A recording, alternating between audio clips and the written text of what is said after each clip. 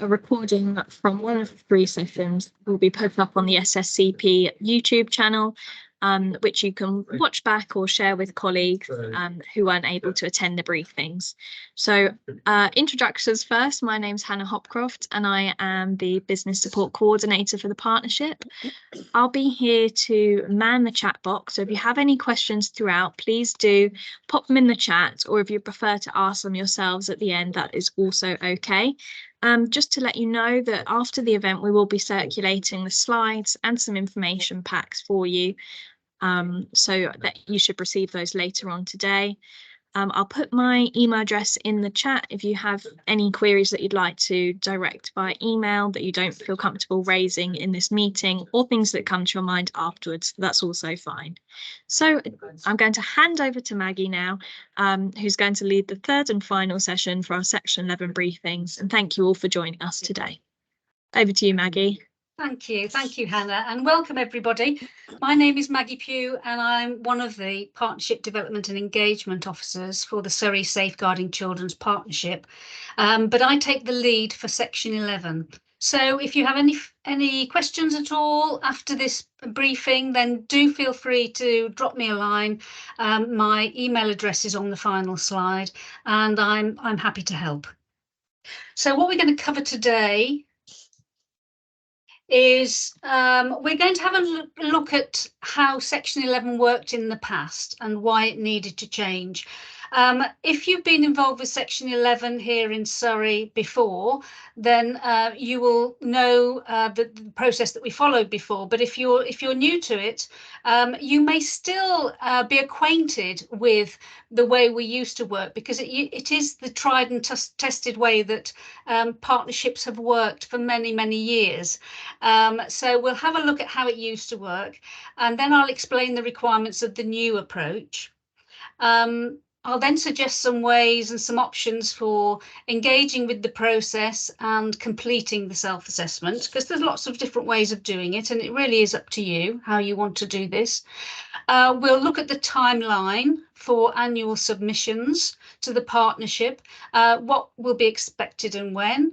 And then at the end, very importantly, there is an opportunity for you to ask any questions and seek any clarification that you want. So let's just start by looking at the old Section 11 process. And this will be familiar to many of you, I know. Every 2 years, a template of standards was sent out to our partners, who were asked to carry out a self-assessment against each one of the sub-standards. Altogether, there were 52 standards that sat underneath 10 headings. So it was quite a big job, as you can imagine, and we were looking for evaluative statements against all those 52. You were given 2 months to complete the task and then return your submission to the partnership, along with the action plan. And the action plan was part of the template. It was very descriptive or prescriptive, and so everyone filled in the same format, the same action plan. We then, as a partnership team, would review all of the returns. So all of the submissions were read and comments were made on each one. And if there was additional information that we were looking for, then we would write back out to the agencies and give them a time period and ask them to submit the additional information. Then the reviews that had been completed by the partnership team went forward to a moderation panel for final sign-off and comment. And this really was to make sure that our comments were balanced, consistent, unbiased in any way. And the moderation panel was made up of representatives from the different agencies. So it's a multi-agency moderation panel. If there were agencies that we felt needed extra support, or if we had really struggled to understand what their returns were telling us, then we would hold a face-to-face meeting with them. And this was very much a supportive part of the process. We wanted to help to clarify and make sure that everyone understood what their responsibilities were. And at the end, all agencies would receive written feedback and advice based on their submission. So that was the way that we used to do it, and I know that other partnerships are still working in this way. But why was change needed? Well, there were a number of issues the last time we did the self-assessment. There was issues over ownership. It was viewed that this was something that our partners were doing for the partnership rather than for themselves. And that is not the case, because everybody is responsible for safeguarding within their own agency. So we wanted to show that this was your process and that you were responsible and should own it. But it's quite understandable that people thought that they were doing this for the partnership, because the partnership were very much taking the lead and constructing the templates that everyone was filling in. There was too much duplication and overlap in the standards, which meant that the same kind of evidence was being given 2 or 3 times, which was very frustrating for the people filling in the self-assessment. Continuity was often difficult because of the 2-year gap between the self-assessments. So in particular, if a member of the team had carried out the self-assessment 1 year and then 2 years down the line weren't there anymore, then you were starting afresh again with someone new who needed to be trained up on how to carry out a Section 11 self-assessment. There was nothing to hand over other than the report that was done 2 years previously, and a lot can happen in 2 years. It was also viewed as being a compliance exercise and not an improvement process, because there was only so much evidence that you could provide, and as long as you achieved the statements that were in the model, then it was a tick box exercise, very much so. And self-assessments were done in isolation. Each agency would complete their own self-assessment without sharing any practice or discussions with other agencies that might be within their sector. So we felt that they were missing out on that, on sharing good practice. So as a result of this, a working group was pulled together, a multi-agency working group, that worked together for about 18 months to 2 years. And they looked at, we did research with how other areas were doing self-assessments. And we came to the conclusion that we would cherry pick some of the best ideas from around the country. And that's what the current new model is based on. It is based on what is happening elsewhere, but we have just cherry picked the bits that we liked the best. So if we start looking at what our model is, stage 1 in the new template is a core library of safeguarding documents. So each document will give yourselves and the partnership reassurance that you are meeting each of the standards within Section 11. So it's just a case of uploading a copy of each of these documents. And I think there's about 13 documents altogether. Once they've been uploaded, then it's just a case of keeping them updated. So once that part of the template has been done, you'll just need to revisit it every year just to make sure that the current version is in there. Each year as well, we will have additional documents, and these will be documents that will change every year. They're not directly related to Section 11, but they will be related to the focus and the objectives of the partnership. So they are specific to the kind of issues that we are seeing across the partnership at that given time. And we'll have a look at those in a moment. We will also be looking back at progress that's been made against emerging themes in the previous year. Now, when this new model is rolled out, it will be the previous year, but of course, for this first one, we're looking back at the emerging themes that came out back in 2021. So we are looking quite a way back. We will also, there's a next section in there about how you're supporting the partnership's 3 main objectives. And then there is an action plan, but there's not an action plan as part of the template. The action plan, which we'll look at in a moment, we'll talk about in a moment, is very much what you want it to be. So those are the key elements. Let's start by looking at the core library of documents. So as I said, the library of documents has been designed to provide evidence against each of the key requirements of Section 11 so that we don't miss anything out. And they're always there. They'll always be part of the template. It helps to ensure that the key documents related to Section 11 are presented just once as evidence, because we found that they were being given as evidence several times in the old way of doing things. We also recognise that our health colleagues have what's called a health dashboard, and they present this regularly, and it already contains some of the key documents. So as an alternative, their library of core documents has been reduced, and instead they will include their health dashboard as well as those documents that aren't in the health dashboard. Anyway, let's take a look at the core library of documents. So if you'll just bear with me.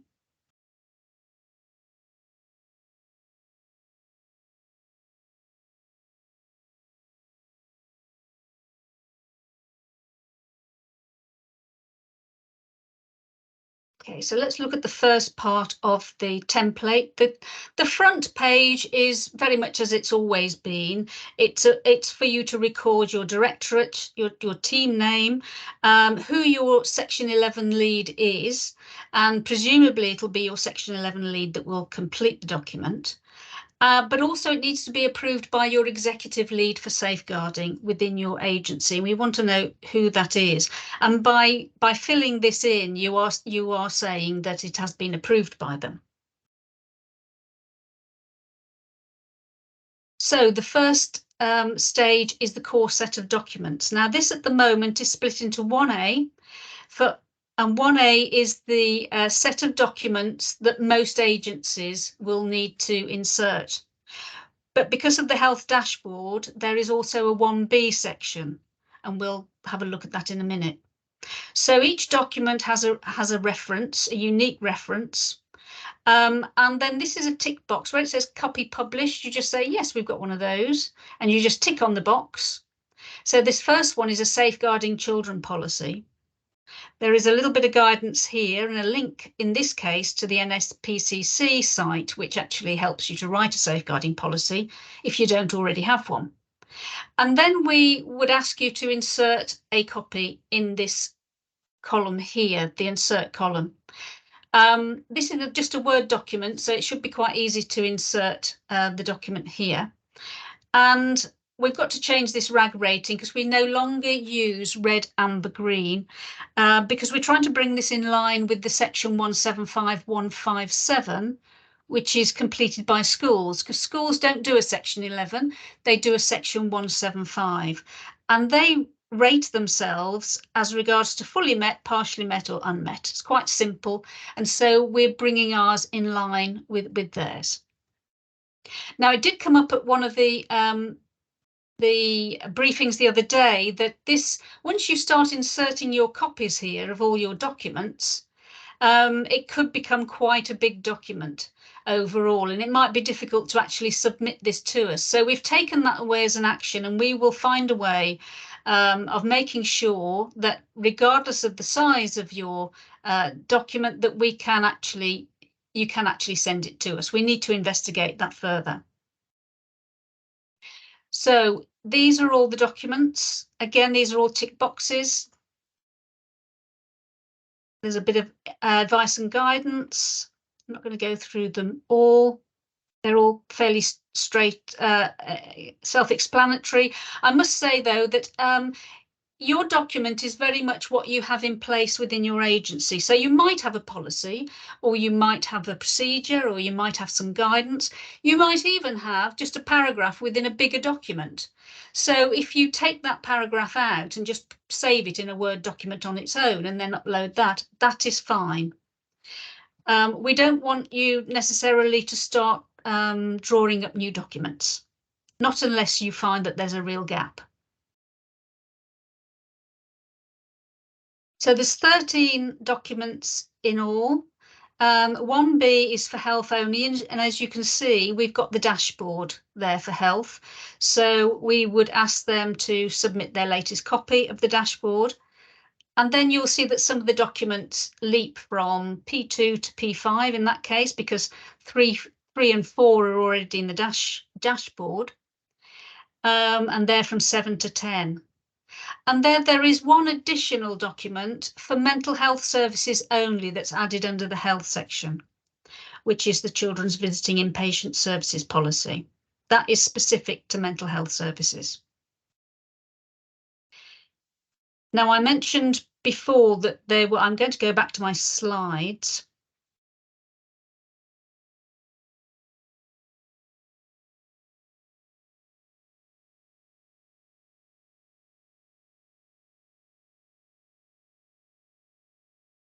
So I mentioned earlier that the next stage is there's going to be some documents that will change each year, and they're very much focused on what's important to the partnership at the moment. So there are 2 extra documents that we're looking for this year. The first one is your agency's plan for embedding Graded Care Profile 2 or the neglect screening tool, whichever one is most appropriate to your agency, into day-to-day safeguarding work. Now, there are different levels of embedding. I appreciate that, depending on the role of your agency. So it might well be that you just offer an explanation of how you are considering Graded Care Profile 2, how you're raising awareness within your agency of Graded Care Profile 2, if you're not directly involved in it yourselves. But we'd still like you to submit that. And we'd also like to see how you share learning throughout your agency. So when we carry out case reviews or audits or rapid reviews, we share that learning across the agencies, but how do you ensure that your staff get to see it? So we'd like to have some kind of explanation on how that works within your agency.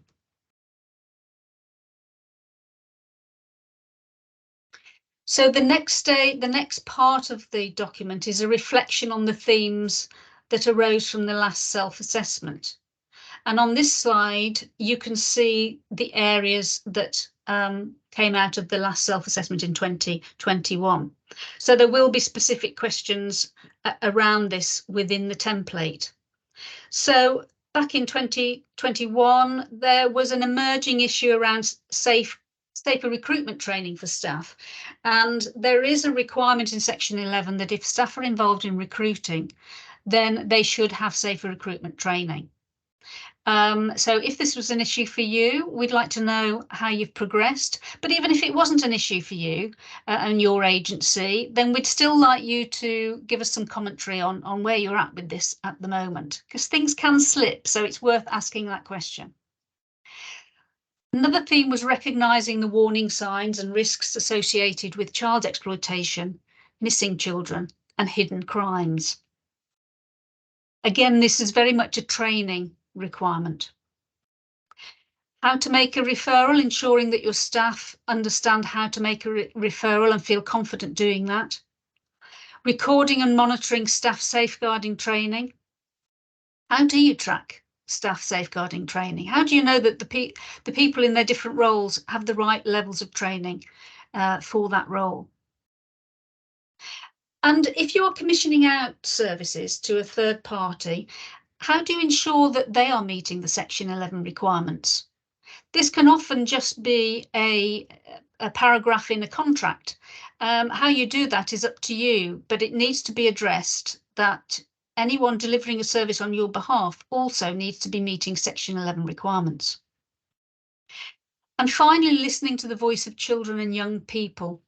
This came through so strongly last time, and there was good evidence to show that agencies were finding ways to listen to the voice of children, but very little evidence to show how the voice of children was actually being used and responded to in the development of services. So this has its own section now within the new template.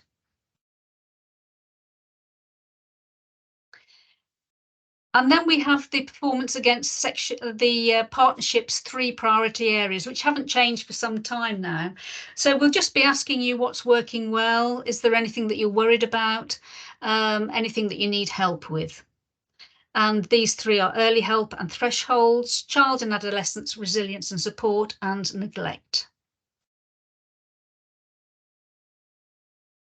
So I'm going to go back to the template now. I can't open it from here. Don't think so anyway.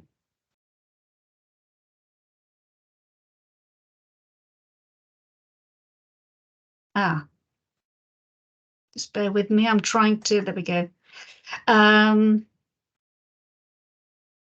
back to the template. So move on from the core library. And what I would say is that if you are working in health, I would take out 1A because it's irrelevant and you don't want to get confused. And likewise, if your agency is not within health, then I would take out the whole of 1B from your version. So section 2, again, is the sharing the learning plan that you have in your agency and the plan for embedding graded care profile 2 or other neglect screening tool. Again, tick box and inserting a copy there. Now it says shared learning plan. It might not be as sophisticated as a learning plan or an action plan, but we'd expect a commentary there on how you are ensuring what measures you take to ensure that the learning does get cascaded down to your staff.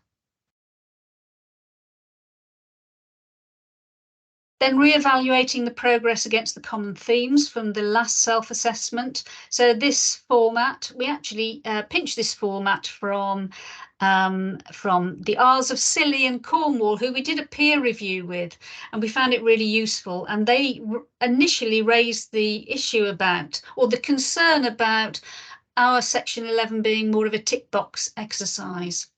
So here there's some guidance for each of the boxes. There's 4 boxes for each of the themes. What improvements have been made since the last self-assessment? What impact do you think this is having on children and families? What are your current concerns? And what needs to be done? And again, a current rating, fully met, partially met, or unmet.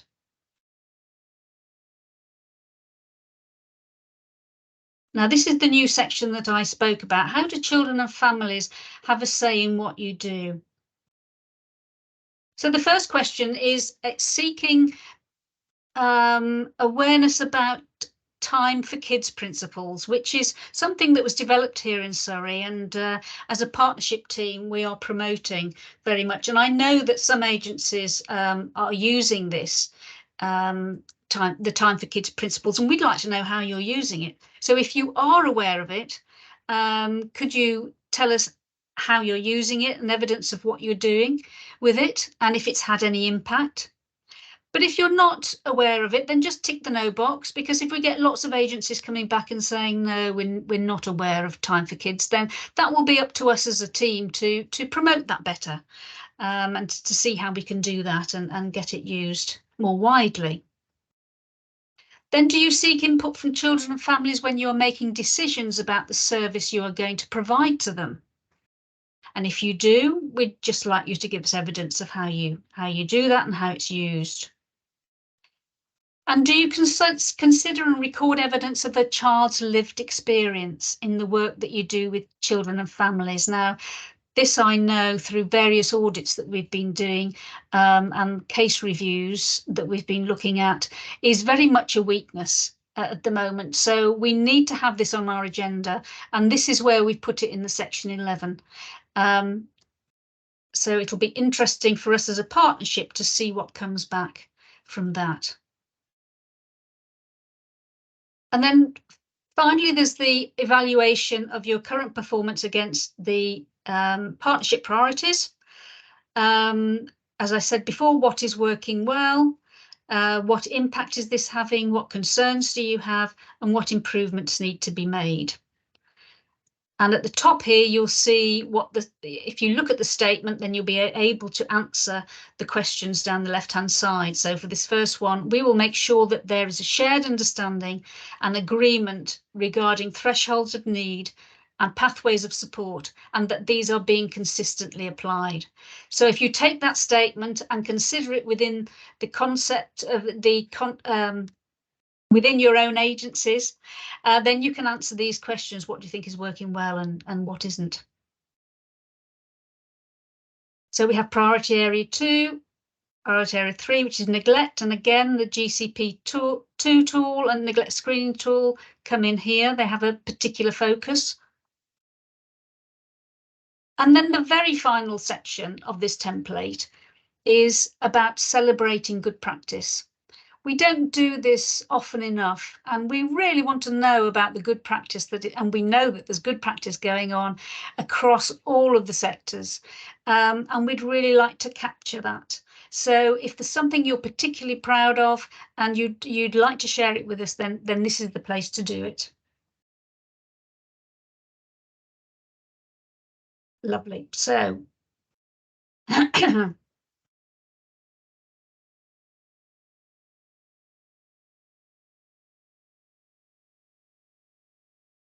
so that's the template, but what do you do now? Well, we have launched section 11, and you have until next June 2024 before you need to submit a completed self-assessment to the partnership. So I would recommend that a good place to start would be to start with the core library of documents. Start gathering your policies and procedures, guidance, and putting them into the core library, because you'll soon see where the gaps are, and you will have the whole period until June next year to ensure that you fill those gaps in. Or if you think that there's an issue and it's not as straightforward as just writing a policy, you can come and ask us for advice on how you should address it. But it gives you that time. We'd like you to sign up for your safeguarding forum meetings, because there are 3 safeguarding forum meetings in each of the 4 sectors now, between now and when you need to make your submission. So that's 3 opportunities to come together as a group and to raise any issues that you're finding as an agency, or just share good practice together. There will be an item on each agenda for each safeguarding forum on section 11, but it's very much up to you what you want to cover in that. So you might find that at the first forum meeting, it'll be the core documents. But after that, you can decide what you want to look at in your second and your third forum meeting. Excuse me.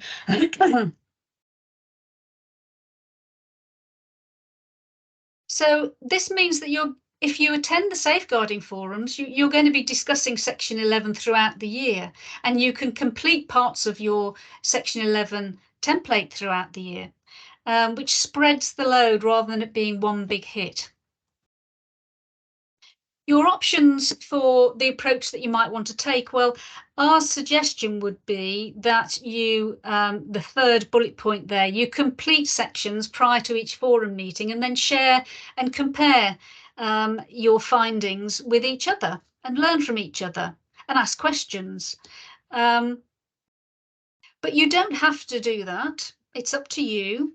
What you could do is you could complete a self-assessment now, and then maybe revisit it again next year before you submit it in the June. Or you can complete it in stages during the year with a final check and refresh next June. The final way is to do nothing, of course, and just complete it next June.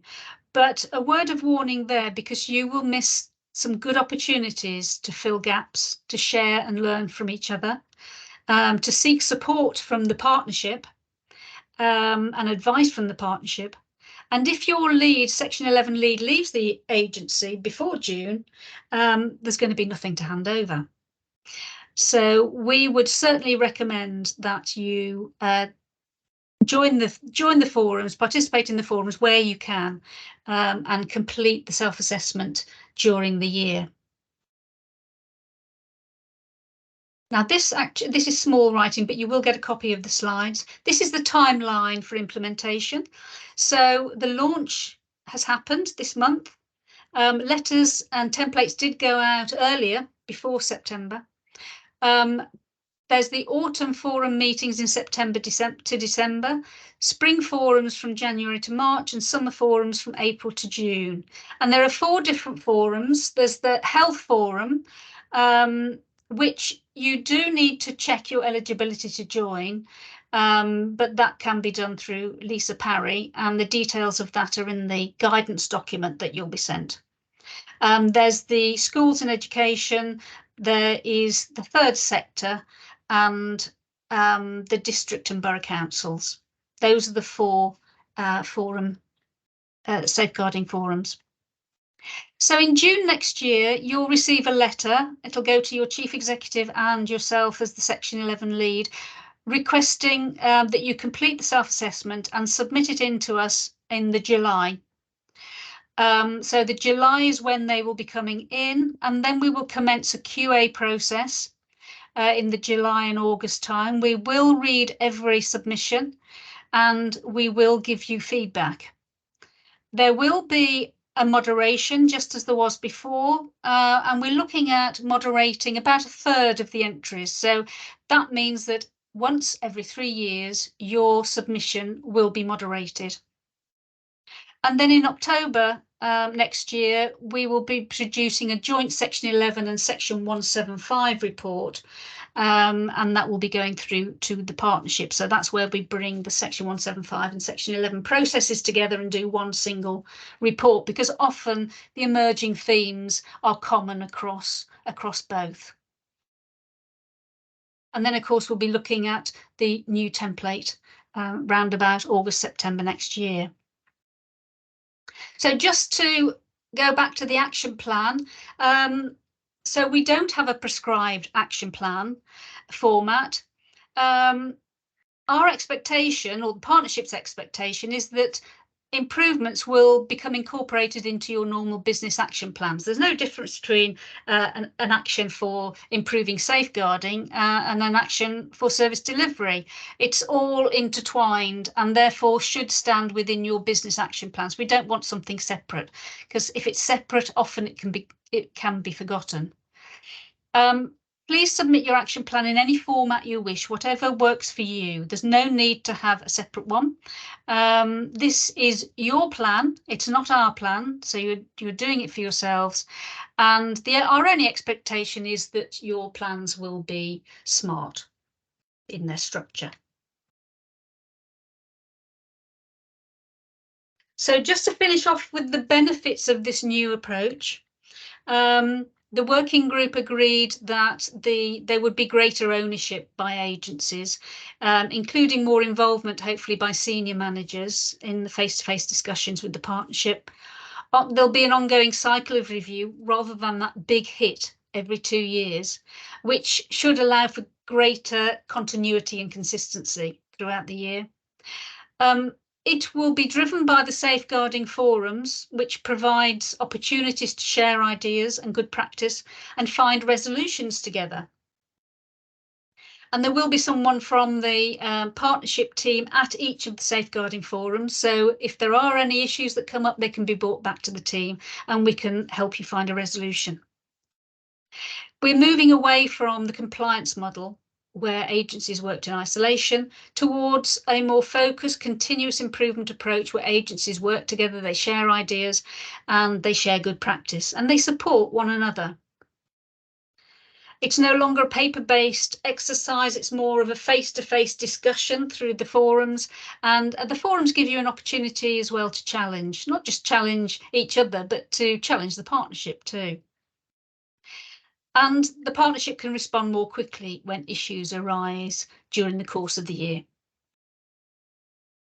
So these are the benefits, and now I'm going to come back to you to see what questions we have had. Thank you, Maggie. So we've received a couple of questions in the chat, and I held off from answering some of them because I thought the answers would benefit everyone. So the first question is, if colleagues weren't involved in the previous Section 11, do Surrey own their previous assessment and can share it so that they can see what was put the last time round? Yes, we have all the previous ones, and you just have to drop us a line and we'll send you a copy of it. The way we did it before, it was on a portal, but we downloaded a PDF copy of all the input for each agency. So we do have that, so you can see what was put last time. Yeah. Fab, thank you. And the next question is, on the template document, if a row isn't relevant to the agency, are they allowed to just delete the row from the template? We'd rather you didn't delete it. We'd rather you put this is not relevant to us. If it's a document, you could put unmet and just type in not relevant, because the fact you've put not relevant it's something that would be good to discuss, I think, at a forum meeting, so that you could all come together and say, well, actually, we don't think this document is relevant to us as a third sector, for example, just picking on third sector. What does everyone else think? And you might come to the conclusion together that no, it isn't appropriate, and in which case that will come back to the partnership and we can relook at that. So you're not on your own. The safeguarding forum gives you a combined voice. And talking about the forums, there's a couple of questions in the chat. So the details for the health forum will be circulated in the post-event email today. But if you have any more queries and you're not sure who your forum lead is, if you could send myself an email or Maggie an email, I'll put our emails back in the chat again. Then we can direct you in the right place, and your forum leads will have all the details of the dates for the forums and the sign-up information. Okay, another question is... Can I just say as well Maggie. that's all right, that in the guidance document that supports the Section 11 template, at the end there, it does give all the details of how you can join a forum and who's the chair of that forum, and the link to the partnership. So if you just want to come to the partnership and make an inquiry, then you've got the right person to send an email to. Right. And then another question is, someone's being very eager. Is there a date in June 2024 for the deadline of the submission? Do we have the exact date yet in June? No, because actually the submission date will probably be in July, but we'll write to everybody in the June. So no, we haven't set a date. So we're hoping that everybody might work on it throughout the year rather than leaving it to the last minute. So no, there isn't a deadline yet. But I would work, if you work to the 1st of July, then you won't go too far wrong. Right. And then another question is, the moderation of the documents, where we're reviewing a third of the documents each time, is that a multi-agency moderation? Yes, it will be. It always has been. So we call on, I think in the past, members of the working group actually stepped forward and helped us do the moderation, but it is open to anyone that is interested. So we will be getting people from the agencies, yes, from all the agencies, district and borough councils, third sector, police, just trying to think of children's services. We had quite a broad selection last time. Great. And there's one final question in the chat. So we understand there's no portal this year. Does that mean that agencies need to own the information and then they send it to us next year? Yes, it does, because you do own the information. It's your information that we're just asking you to share with us once a year, but it's very much your information. And I think this is one of the issues from the previous time, putting it on a portal. No one really owns it. That's the problem. I mean, if we don't renew our contract, we can't get it either. So I mean, that's no good. So yes, it's owned by you, and we've made it as simple as possible with a Word document. The only issue, as I said earlier, at the moment is how we get that document with all those other documents within it from you to us, and we need to work on that.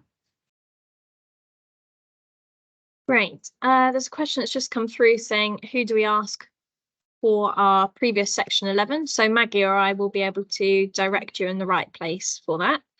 Oh, and more questions coming through. You're testing me today, Excellent. everyone. So I'm just going to read this one out. So it says, we're a third sector organisation and relatively new. We haven't been asked to do Section 11 before, except that we understand work has been done with SWP to produce a version which is more suitable for third sector organisations. Is this what this is, or is there something else which is specifically for us? What's SWP? I don't know what SWP is. Surrey Wellbeing Partnership. Oh, thank you. Surrey Wellbeing Partnership. I am aware that there is an alternative model that's being developed, and this links in with where you are providing a service. You're a third party commissioned service. Is that the case for yourself? Yeah, it's the Yeah. case for a few of us on the call. Yeah, it was me Okay. that asked the question. Yeah, so we sort of sit in a funny position as an organisation because we Yes. are commissioned through Surrey Wellbeing Partnership, but we also deliver services in our own right, which are funded differently.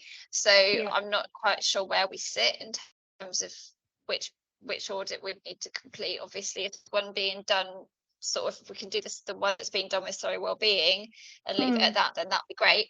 But just kind of wanting to make sure that we sort of understand when we sit, and also because we've not done this before, we don't have a previous version to reflect back on either.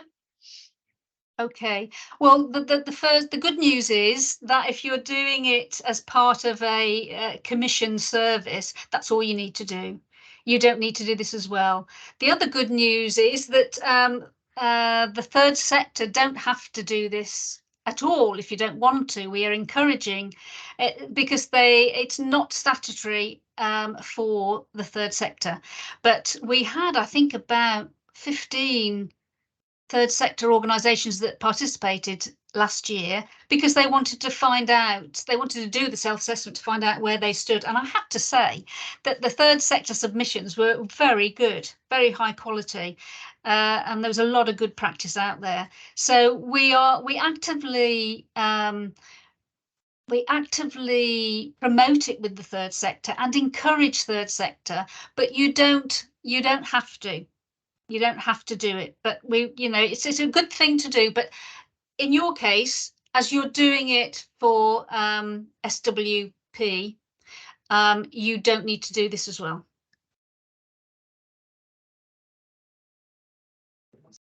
Great, so that's the last of the questions in the chat. If anyone has any further questions that they'd like to ask now, please feel free to raise your hand and speak your question now. Or also you're free to email us with any further questions and we can respond to those as well. So we'll just leave a couple of minutes just to see if anyone would like to ask any further questions. Some great questions, though. This is a really lively one, which is great. So thank you all for coming along. And I can see Cecilia there, who's the chair of the third sector forum. Nice to see you. Hi, Maggie. The work of the forums is brilliant. It really is, and it's so helpful and supportive. So I hope that more people will come along. I think you've got quite a good attendance, haven't you? We do have a good attendance, and we will be having it. I'm just taking over, but we will be having it as a regular agenda item, and be encouraging people to complete it. My charity completed it 2 years ago, and it's just a very useful exercise. And this feels more useful than the last one.